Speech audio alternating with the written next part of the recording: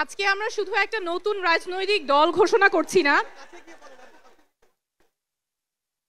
একটা নতুন রাজনৈতিক পথ চলা শুরু করছি। আমরা নতুন ধরনের রাজনীতি করতে এসেছি।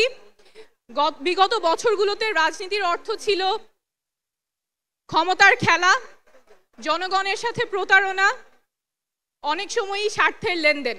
আমরা সেই রাজনীতির অবসান চাই।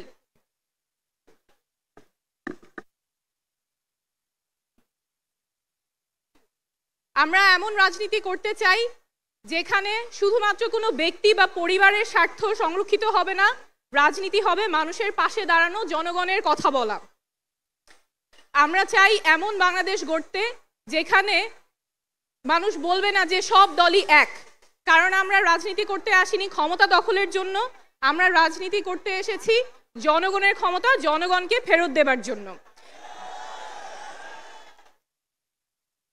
আমরা এমন বাংলাদেশ চাই যেখানে যে কেউ তার যোগ্যতা, সততা এবং জনগণের সমর্থন নিয়ে মানুষের নেতৃত্ব দিতে পারবে, নেতা হয়ে উঠতে পারবে, তার ব্যক্তি বা পরিবার পরিচয় মুখ্য হবে না।